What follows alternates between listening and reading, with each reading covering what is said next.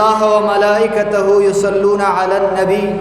يا أيها الذين آمنوا صلوا عليه وسلموا تسليما اللهم صل على سيدنا محمد وآله وبارك وسلم وصل عليه وصل وسلم كذلك على جميع الأنبياء والمرسلين وعلى كل ملائكة المقربين وعلى عباد الله الصالحين برحمتك يا أرحم الراحمين. نهایت قابل احترام حاضرین و سامعین و مسلمانان و رونو، نن هغه مبارک ورځ ده په کومه ورځ باندې چې د دواړو جهانو سردار آقای نامدار محمد رسول الله صلی الله علیه وسلم دنیا ته تشریف راوړو. د دې آمد سره د عالم نه د کفر او د شرک او د ضلالت او د جهالت تمامي تیری رخصت شوي. د ایمان، د امن، د سلامتۍ، د محبت، د رورولۍ، د قرآن نور دنیا ته راغی. معززو، هر کله چې دغه مقدسه میاشت راشي نو د تمام جهان مؤمنان عاشقان د رسول الله صلی الله علیه وسلم د شکریه په تور باندې او د اظهار مسرت په تور بزم سجاوي، د جشن سما جوړي او دغه محافل ته عنوان ورکي جشن عید میلاد النبی صلی الله علیه وسلم، جشن د آمد مصطفی صلی الله علیه وسلم. د دې انعقاد او د دین منزل دا مستحب او مستحسنه طریقه ده، باعث د لوی اجر او د لوی ثواب دی. خو معززو، نن یو ضروری خبره هغه ستاسو ذهن نشین کول غواړم چې یو جشن د آمد مصطفی صلی الله علیه وسلم دی او یو مشن د آمد مصطفی صلی الله علیه وسلم دی. منګه او تاسو تر اوسه پوری د آمد مصطفی صلی الله علیه وسلم جشنونه به مو مناوول، د جشنونو انعقاد به مو کولو، بزمونه به مو جوړول. خو قربان او سلام عقیدت پیش کوم امیر المجاهدین علامہ حافظ خادم حسین رضوی رحمت الله تعالی علیه تا چې هغه خلق چې صرف جشن د آمد مصطفی مناولو هغه یې په مشن د آمد مصطفی باندې ولګول. اوس منګه او تاسو الحمدلله جشنونه به هم مناوو او مشن د آمد مصطفی صلی الله علیه وسلم هم اپناو کړی دی. د تحریک لبیک یا رسول الله صلی الله علیه وسلم پاکستان د سوري د لاندې ان شاء الله تعالی د هغه مشن تکمیل وکاو، د کم مشن د پاره چې الله تعالی محبوب کریم علیه السلام دنیا ته را لېږلی دی. قرآن مجید کې الله تعالی په دریو مختلفو مقاماتو کې د محبوب علیه السلام د آمد پیش نظر چې کم حکمت کار فرماله هغه ذکر کوي. معززو، داسې شان عجیب الله تعالی ورکړی دی آقا صلی الله علیه وسلم ته چې کم شان سره دنیا ته تشریف راوړو الله تعالی دغه شان ذکر کوي. الله او فرمایل وما ارسلناک الا رحمتا للعالمین. محبوب کریمه ستا شان دا دی چې ته دنیا ته ځې نو ته به رحمت للعالمین، د تمام عالمونو د پاره به رحمت بن کرځي. ته د ونو بوټو د پاره هم رحمتي، ته د انس و جن د پاره هم رحمتي، ته د جماعت د پاره هم رحمتي، ته د هر یو سیز د پاره سر تا پا رحمت منګه ولېږلي. او بیا چې محبوب کریم علیه السلام په کوم مقصد باندې د کوم حکمت پیش نظر دنیا ته راولېږلی شو، الله تعالی فرمایل هو الذي ارسل رسوله بالهدى ودين الحق ليظهره على الدين كله ولو كره المشركون. دغه الله تعالی غزاد دی چې راویلېږو محبوب کریم علیه السلام سسی سره راولېږو د یو کامل او مکمل هدایت سره راولېږو ودین الحق او د یو کامل ترین نظام سره راولېږو لیظهره علی الدین کله د پاره د دې چې دا محبوب کریم علیه السلام دا نظام کم نظام سره چې محبوب علیه السلام راتګ کړی دی دا نظام په تمام نظام های زندگی باندې غالب او نافذ کی. د محبوب کریم علیه السلام د آمد پیش نظر چې کوم حکمت کار فرماو هغه الله تعالی بیان کړي چې محبوب علیه السلام سره دنیا ته تشریف راوړی دی چې دین اسلام دا نظام په تمامو دینونو باندې غالب کی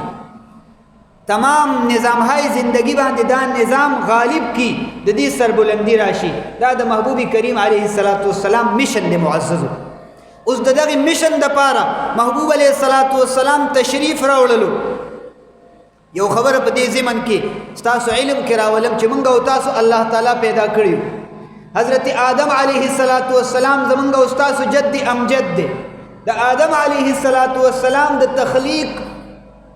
پیش نظر کم حکمت کار فرماو نو چې کله مونږ هغه حکمت پیژنو مونږ او تاسو ته به د خپل تخلیق حکمت معلوم شي چې زمونږ او تاسو تخلیق الله تعالی د کم حکمت پیش نظر کړی دی ځکه هغه زمونږ جد امجد دی هغه اول انسان دی اوس معززو په دې کې علماء کرامو یو علمی اختلاف ذکر کړی دی ستاسو مخې ته एकदम د پاره د دې چې فائدې نه مونږ او تاسو واخلو د کم حکمت پیش نظر انسان پیدا کو نو تاسو د علماونو اوریدلی دي په کرات مرات مدا خبر اوریدلی دا چې انسان الله تعالی عبادت لپاره پیدا کړی دا اوریدلی دي معززو عبادت لپاره پیدا کړی دی او معزز قرآن مجید کې کم خلق چې دا دعوه کوي چې انسان پیدا کړی د عبادت لپاره دی او اصل مقصد معرفت د خدای دی خدا عبادت د معرفت د خدای د پاره ذریعہ او لار ده په عبادت به د خدای پاک معرفت ته رسیږي نو بعض علما هغه استدلال کوي چې بنده پیدا کړی د کم حکمت پیش نظر ده د عبادت پیش نظر او دا هغه د پاره مستدل د قرآن مجید آیت ده وما خلقت الجن والانس الا ليعبدون الله کریم فرمایل ما انسان او پیریان ندی پیدا کړي مگر د دې مقصد پیش نظر د دې حکمت پیش نظر چې دی لیعبدون چې دی عبادت کی او په دغه عبادت باندې زما معرفت حاصل کی د معرفت د خدای د پاره عبادت دا ذریعہ شو ذکر د سبب مراد تینا مسبب دی اوس معززو دا مسله خو تاسو ذهن تراغلی دا او دا بیام تاسو ذهن کې کینوله چې د انسان تخلیق دا د عبادت پیش نظر شوی دی خو بعضی علما وی نه د انسان پیدایش چې شوی دی د دې پیش نظر کم حکمت کار فرماو نو هغه حکمت چې هغه داو چې دی به څه کار کوي دی به اقامت د خلافت بکې دی به الله تعالی دا را لېږلی شوی نظام به په دې تمام عالم باندې نافذ کوي دا مقصد دی او دا غي د پاره هم مستدل قرآنی آیت دی الله تعالی فرمایل چې کله الله تعالی د حضرت آدم علی نبینا و علیه السلام د پیدا کولو اراده او فرمایله نو الله تعالی د فرشتو د وړاندې د خپل ارادي اظهار فرمایو وی فرمایل چې زه پیدا کون کېما خلیفہ یو خلیفہ لر وإذ قال ربك للملائكة إني جاعل في الأرض خلیفہ هغه وخت چې الله تعالی فرمایل فرشتو ته چې زه پیدا کون کېم پزمکه کې چالره خلیفہ لرا تاسو ما خبره باندې پوېږئ معزز چالره پیدا کون کېم خلیفہ لرا آدایونوی چې زه پیدا کون کېم آدم لرا علیه السلام دایونوی چې انی جاعل فی الارض انسانا زه پیدا کون کېم انسان لرا انسان حضرت آدم علیہ السلام او کنو د تمام انسانانو جد امجد دی خدا سی اونوي نبیو او کنو نبیو خدا سی اونوي چې انی جاعل فی الارض نبیا بلکې سی ویل انی جاعل فی الارض خلیفہ په صفت د خلافت ذکر کو یعنی د کار او د کاز د میشن بداوی چې د قیام د خلافت بکای د بد الله تعالی عطا شده قوانین او نظام دا په تمام روی زمین باندې نافذ کای تب هی بده د انسان ویل لایقی نو د انسان د پیدایش پیش نظر کم حکمت کار فرماو هغه حکمت داو چې انسان کار سره دی بد الله تعالی د دین د نفاذ د پاره جد جهد وکي مهنت او کاوش وکي او د دک میشن د پاره الله تعالی محبوب علیه السلام راولېګو د دغه میشن سره راولېګو خو چونکې د نبوت سلسله دا په محمد رسول الله صلی الله علیه وسلم باندې تمام شوا لا نبی بعده ولا رسول بعده د دنه بعد بل نبی ناراضي بل رسول ناراضي د دینه بعد کڅوک د نبوت دعوه کوي دا به کذاب وي دا به دجال وي د دینه پس بل نبی ناراضي اوس دغه کار د محبوب علیه الصلاۃ والسلام میشن کاری نبوت هغه سو هغه نفاذ د دینو دا نظام نافذ کولو دا نظام غالب کولو د محبوب علیه الصلاۃ والسلام په خپل ژوندۍ کې زمونږ تاسو د پاره د محبوب علیه الصلاۃ والسلام ژوندۍ دا رول ماډل دی دا اسوه ده لقد كان لكم في رسول الله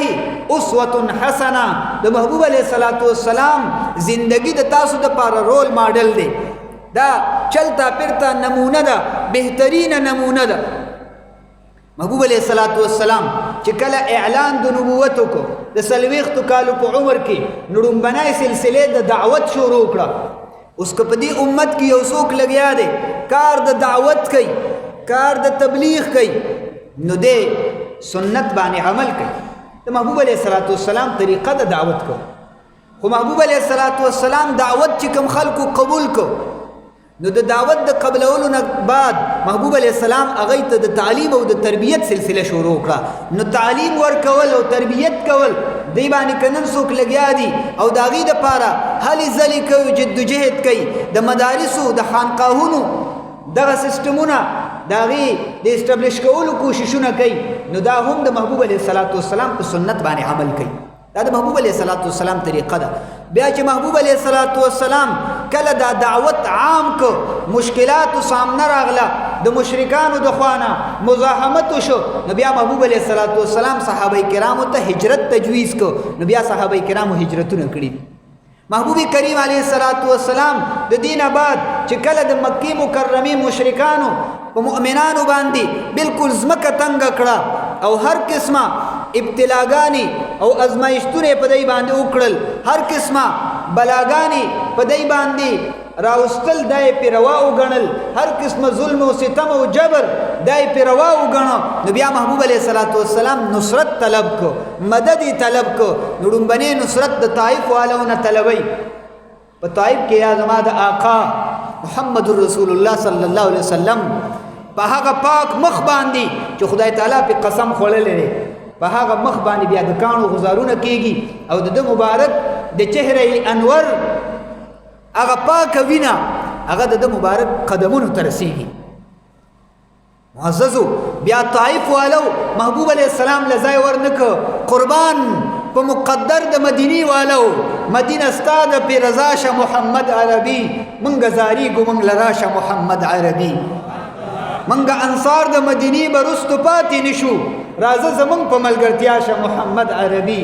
منګ زاری ګو منګ لراش محمد عربی یا محبوب کریم علیه الصلاۃ والسلام مدینی منوره ته هجرت او فرمایو خود هجرت نه بعد بیا محبوب علیه الصلاۃ والسلام التکی باقاعده فوجي تیار کړل دي صحابه کرامو ته ټریننګ ور کړل دي د دې تربیت یې کړل دي او بیا محبوب کریم علیه الصلاۃ والسلام ټولي دنیا ته خودل چې دا زما د تمام تګدو زما د تمام جدوجهد ک دعوتو ک تعلیمو ک تربیتو د دې تمام تګدو نو ک طلبول د نصرت او د هجرتو د دې مقصد سو معززو محبوب کریم علیہ الصلاۃ والسلام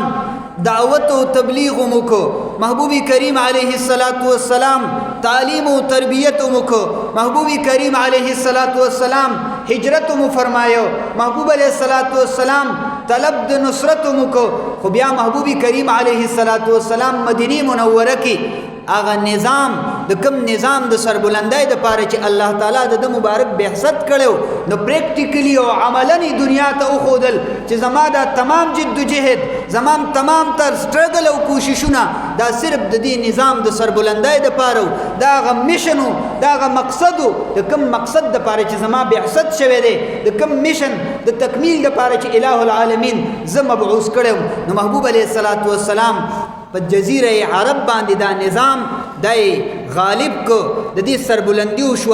دا نظام نافذ العمل شو او بیا د حضرت سیدنا عمر فاروق رضی الله تعالی عنہ دور خلافت چې راته نو بیا حضرت عمر رضی الله تعالی عنہ په دور خلافت کې تقریبا 45 لاکھ مربع میل باندې بیا د مسلمان حکمرانی وا بیا د اسلام حکمرانی وا بیا د قران حکمرانی وا بیا هغه مقصد د کوم مقصد د پاره چې بعثت رسول الله صلی الله علیه وسلم شوه هغه بیا هغه مقصد تکمیل شوه اوس معززو یو خبره ډیره اهمه ده هغه دا چې محبوب علیه الصلاۃ والسلام خاتم النبیین دی د دینه بعد بل نبی ناراضي بل رسول ناراضي محبوب علیه الصلاۃ والسلام خود عربو د پاره رسول نه دی په جزیره عرب باندې خداغه مبارک چې کوم میشن د پاره راغلو کوم مقصد مبارک ځان سره راوړو هغه مقصد او هغه میشن هغه نظام دغه سربلندي خوراغله خو معززو دغه میشن تکمیل لا نه دی شوی ځکه محبوب کریم علیه الصلاۃ والسلام ته الله تعالی فرمایي وما ارسلناک الا کافتا للناس بشیرا ونذیرا محبوب کریم علیه الصلاۃ والسلام مونږ ته د کافی انسانیت لپاره د تمام انسانیت لپاره مونږ لېږلې نو د دې معنی دا شو چې دا د تمام انسانیت لپاره رسول دی او دای ته ورکړی شوی نظام دی دا نظام د دې میشن تکمیل به ال کیږي چې دا نظام په تمام انسانیت باندې نافذ العمل غالب شي تمام نظام های زندگی باندې د دې نظام سربلندی راشي اوس دغه میشن تکمیل به څوک کوي محبوب علیہ السلام نه بعد بل نبی ناراضي دغه کار نبوت دا د دې امت کو اوګو باندې راغی دا دې امت ته حواله ده اوس به موږ او تاسو د جشن سمادا نن مؤمنان خوشاله دي نن مؤمنان د پاره د لوی اخترون لوی اختر دي نن مؤمنان هر ځای کې د جشن سماګانی جوړي خو معززو دې سره سره دا به عهد کو په دې موقع باندې چې ان شاء الله تعالی دن رات په بزان باندې یو کو او هغه کاز او میشن هغه نظام چې کوم مصطفی کریم علیه الصلاۃ والسلام راوړی دی د تحریک لبیک یا رسول الله صلی الله علیه وسلم پاکستان د سایه د لاندې د دې د جنډې د لاندې به ان شاء الله تعالی در هغه وخت پورې په قلار نه کینو در کوم وخت پورې چې زما د آقا صلی الله علیه وسلم نظام صرف په پاکستان نه په تمام روی زمین باندې غالب شوی نه دی سربلند شوی نه دی د دې سربلندی نه دراغلی ان شاء الله تعالی په دغه باندې اتفاق کوي تاسو ما سره ان شاء الله دا میشن به اپناوو او جشن او میشن کې فرق در توایم شرعي حواله سره جشن منګ نمانزو خدا جشن مناول دا مستحب دی دا مستحسن دی دا کار خیر او کار ثواب دی واجب او لازم ندی او میشن افناول دا فریضه ده دا فرض دی دا پمام فرض پتاوم فرض په عام باندې فرض عالم باندې فرض اعلی باندې او ادنا باندې خو چې څوک هم د آقا صلی الله علیه وسلم امتی دی دا هغه د عشق او د محبت دعوه کوي هغه باندې دا فرض دی چې هغه د الله تعالی د نظام د غلبې لپاره کاوشونه شروع کی او بیا موږ او تاسو په دې کې به د هیڅ قسمه قربانای نه دریغ نه کوو منګ ته امیر المجاهدین رحمت الله تعالی علیه جماعت راکو دا جماعت د دې بنیاد دا د یو نظریه په بنیاد باندې دي جماعتونه چې څومره جوړیږي داغي شاته یو نظریه وي موږ سره نظریه اسلام دا موږ سره نظریه پاکستان دا زمونږ د جماعت بیس او بنیاد دی اوس په دغه نظریه باندې چې کوم جماعت جوړ شو په دغه جماعت کې چې کوم کارکون وي او قائد وي هغه کې به یو څو صفاتونه ځکه دلته کې اصول به کم کار فرماوي نبوي اصول به کار فرماوي ځکه دا نبوي سیاست دی دا دغه فحش سیاست نه دی د غلاظت نه ډک سیاست زمونږ نه دی زمونږ دا تاسو دا جلوسونه او جلسې دا ناسته او ولاړه دا د لبیک ناری د تاجدار ختم نبوت ناری دا هر صدا زمونږ عبادت دی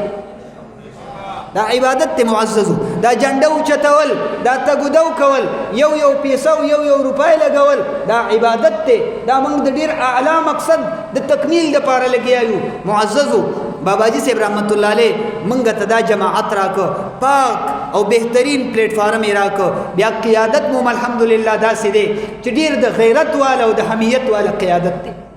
نن زما د پاره ډیره ز خپل جذباتو باندې کنټرول نشم کوله زګه زنن په مرکز د غیرت او د حمیت کې مانن جبه کلاو کړی دا خلمه کلاو کړی دا الله دې ما ته معافي وکي زما مخه ته د فخر کشمیر مجاهد کبیر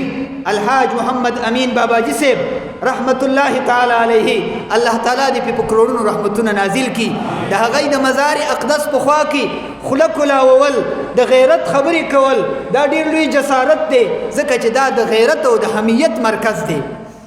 پښتنو که د غیرت او د حمیت سبق اغستی دی لومبنی تعلیم ورته دلته نه ملاو شوی دی بیا صرف ناری نه دي لګېدلي الحمدلله کومې قربانۍ چې دي هغه د تاسو نه پټې نه دي معززو منګه ته باباجي صاحب رحمت الله علیه دغه پاک نهج راکړه اوس د دې جماعت چې کوم کارکن دی او کوم قائد دی د هغه څو صفات محبوب علیه الصلاة والسلام معیت دا د دې لوی صفت دی چې د محبوب علیه السلام دا صحابه کرام د خپل د قائد نه یوې لمحې دپاره نه جدا کېږي په سخت او په راحته کې په هره لمحه کې د محبوب علیه الصلاة والسلام معیت اختیار کړی دی نو زمونږ د تحریک هر کارکن هغه به په ځان باندې دا لازمي چې د محبوب علیه الصلاة والسلام سره چې کومه رشته او تعلق ده چې دا رشته او تعلق د یوې لمحې دپاره کټ نشي دا به مضبوط وي مستحکم به وي بیا د هغې نه بعد اشداء علی الکفار دې کارکن کې به شدت وي خلق وای تحریک لبیک یا رسول الله صلی الله علیه وسلم پاکستان والا نور خلق دي خود دای لهجې لګي سخت دي په دای کې لګ شدت دی دای لګ سختی کوي مونږ وایو الحمدلله محمد رسول الله صلی الله علیه وسلم چې کوم کاروان جوړ کړو کوم جماعت تیار کړو د هغه جماعت الله تعالی څلور صفاتونه ذکر کړو اول صفت دا غي ذکر ک شدت دویم مودت او محبت باهمی یو بل سره د رحم او د نرمای معامله او دریم نمبر باندې عبادت او په څلورم نمبر باندې الله تعالی د غی للهیت ذکر کو خو د ټولو نه مقدم څه شی ذکر کو شدت ذکر کو اشداء علی الکفار صحابه کرام دا د دین د دشمنانو په مقابله کې شدت لرونکي دي په دې کې شدت ده سختی ده او دا خبره ځکه وکړه چې یو محبت او مودت ده باهمی الحمدلله منګه د تحریک لبیک یا رسول الله صلی الله علیه وسلم پاکستان کارکنان هم پیجنو قائدین هم پیجنو زمونږ د یو بل سره چې کم محبت دی د دې محبت نظیر څوک په دې زمانه کې نشي پیش کول منګه الحمدلله په یو بل باندې د خپل تن من دن هر سنه تیر یو بل سره زمونږ داسې محبت دی زمونږ شدت کده دغه د دین د دشمن د پاره دی او دغه د دین د دشمن په مقابله کې شدت دا د غیرت تقاضا ده نو د صحابه کرامو وصف الله تعالی ذکر کوي د محبوب علیه الصلاة والسلام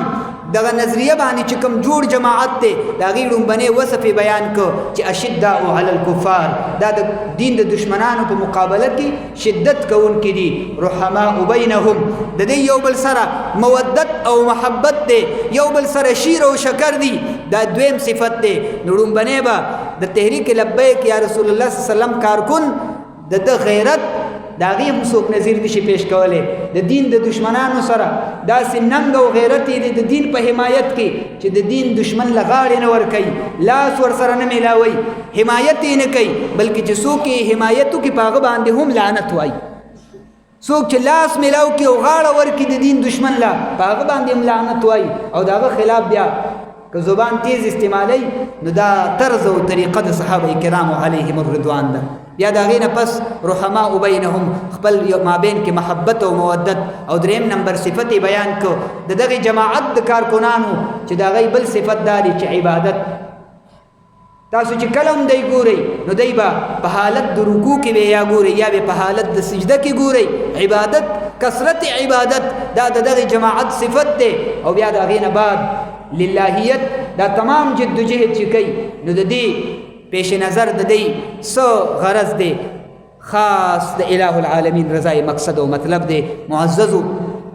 هم دغه کاز د پاره منګ او تاسو سرګرمي عمل یو د لبیک د ناری یو ملګری بیانن ویل دي نو غیر مختصر تشریح تاسو توایم چې منګ د لبیک ناره لګو قربان په دغه ناره باندې هم د هر چا ناری دي چې په جمعات کې هغه ناره لګول هم بنده ته پزان بد ښکار کیږي مونږ وایو دا چې په منبر رسول باندې دا ناره لګي نو نور اجر او ثواب او برکت او خوندې سیوای دا سناری مونږ ته خپل قائدین را کړی دي مونږ ناره لګو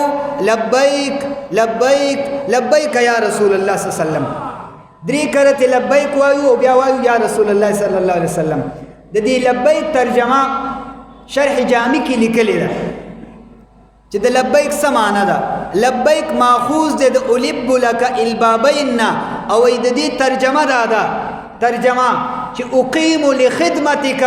منګه مخاطب څوک ګرځو؟ رسول الله صلی الله علیه وسلم. نو منګه خپل آقا ته وایو اقیم لخدمتک،